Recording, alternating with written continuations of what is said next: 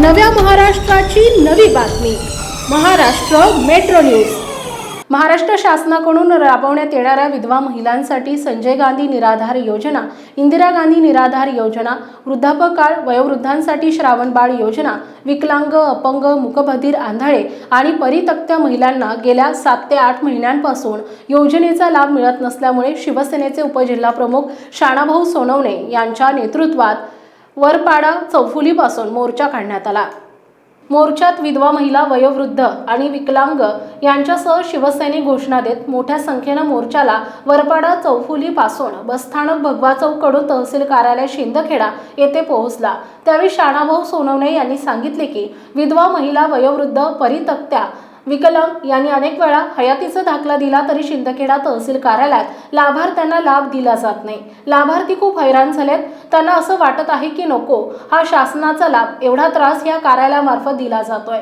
त्यात काही लाभार्थींकडून एजंट, सब एजंट मार्फत 1000 रुपये घेऊन त्यांना लाभ मिळायला लागलाय। ते माझ्याकडे पुरावे आहेत।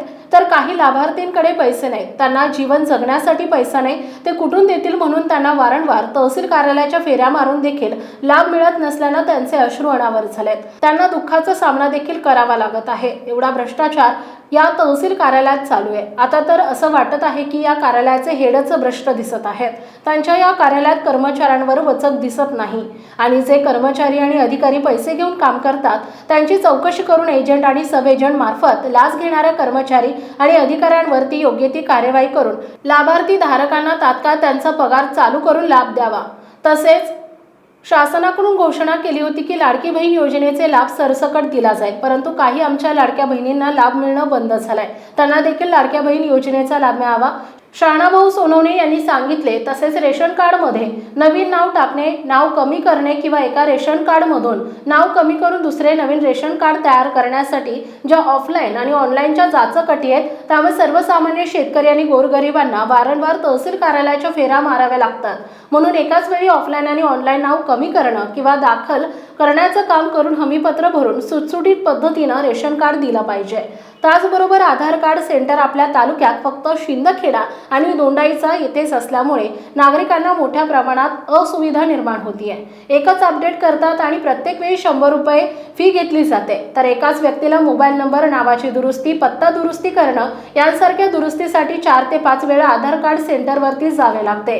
तर साधारणपणे एक आधार कार्ड दुरुस्ती करण्यासाठी 400 ते 500 रुपये खर्च होत असतात।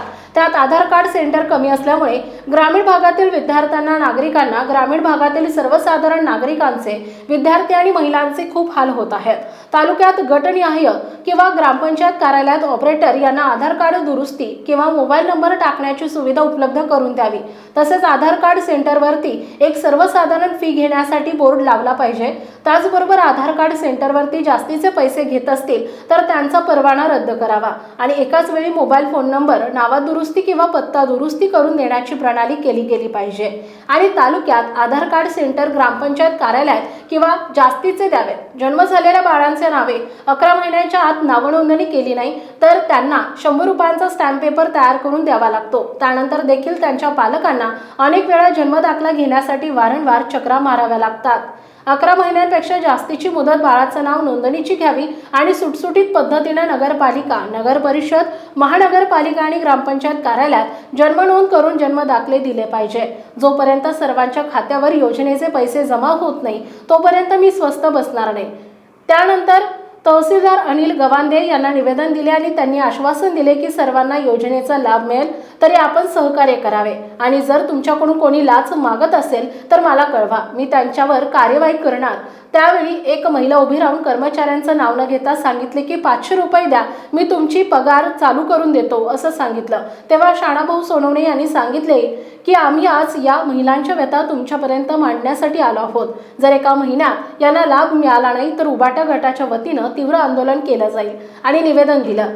त्यावेळी शिवसेनेचे उपजिल्हाप्रमुख शाणाभाऊ सोनवणे, मराठा क्रांती मोर्चाचे शहराध्यक्ष विजयभाऊ पाटील, महिला आघाडी शहरप्रमुख सरिताताई महाजन, सर्जेराव आप्पा पाटील, मंगेश पवार, कल्याण बागल, छोटू पाटील, संजय मगरे, रावसाहेब इशी, भैया एळवे, सागर देसले, नंदकिशोर पाटील, प्रभाकर पाटील, भरत आखडमल, विष्णू चव्हाण, सकाराम इशी, भट्टू इशी, प्रकाश कोळी, नंदाबाई महाजन, शोभाबाई भिल, कमलाबाई कोळी, मीनाबाई पाटील, बिरशाबी खाटे, तुळशीबाई तमायचेकर सह शिंदखेडा तालुक्यातील अनेक विधवा महिला, वयोवृद्ध, विकलांग आणि परित्यक्त्या शेकडो महिलांसह शिवसैनिक पदाधिकारी उपस्थित होते.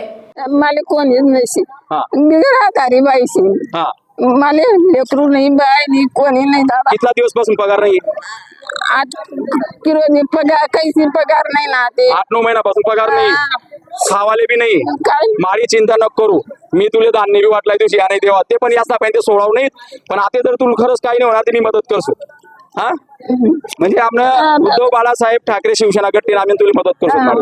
रडान नाही आम्ही तुम्हाला सोबत आहेत, तुम्हाला असलो आम्ही पोचतो. नाही मला झाले 20 वर्ष तवाचा माझा पगार चालू, आता कसं काय बंद आहे माझा पगार? आणि आधार कार्ड अपडेट केलं आधार कार्डात 4 वेळा अपडेट केलाय तर सिंदखेड्यामध्ये येऊन दिसत नाही बिचाऱ्या त्या मागणी. दिसत नाही मला 25 वर्ष झाले. माझ्या वाल माणूसचे दोन्ही पाय पकडून गेले. आधार आणलंय का? आधार आणलेले किती वेळा हाय ती दाखला भरून दिला मी. आता मी काय खाणार? माझा एकच मुलगा आहे. साहेब हे म्हणजे बघा, हे गरिबांच्या आमच्यापर्यंत सांगत होते म्हणून तुमच्यापर्यंत आणलं. उद्देश हाच होता. माझ्या 20,000 निधी श्रावणबाळाची आलेली, तर मला सांगता की पैसे किती देणार बहिणी तुम्ही? आम्हाला काही देणार? आमचा आरोप खोटा आहे का? नाव मला नाही माहित, पण टेबलवरचे मान एजंट असतात साहेब यांचे. एजंट सब एजंट किती देणार? आता सांगा. मला एक प्रतिबंध मुलगी आहे. 100 किलो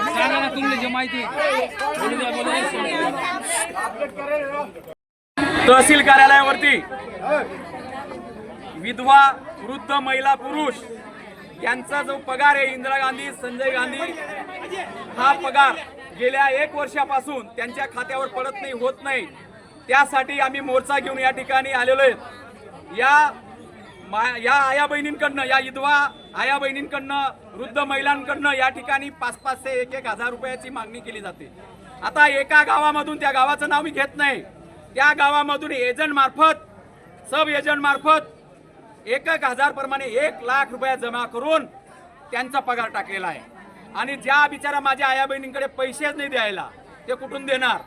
मग त्यांच्या तक्रारी आमच्यासारख्या सर्वसामान्य कार्यकर्त्याकडे पर्यंत ह्या माझ्या आया बहिणी पोचत होत्या. आणि मी अनेक वेळेस तिथं येऊन गेलो, तहसीलदार साहेबांना भेटलो, फोन केले, परंतु इथले कर्मचारी सुद्धा उद्धटपणाची वागणूक देतात माझ्यासारख्याला सुद्धा.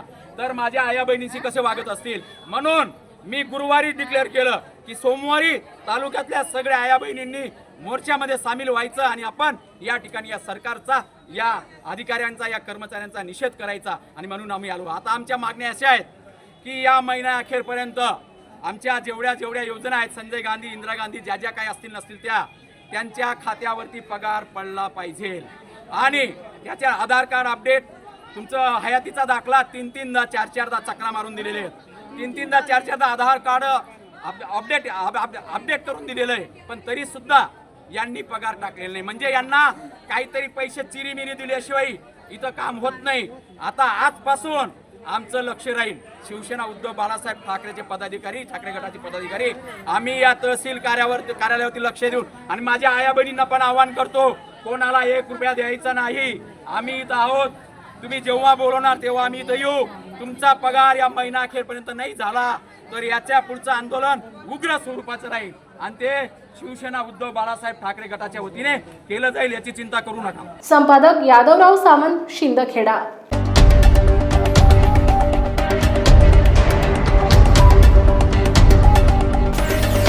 नव्या महाराष्ट्राची नवी बातमी. Maharashtra metro news.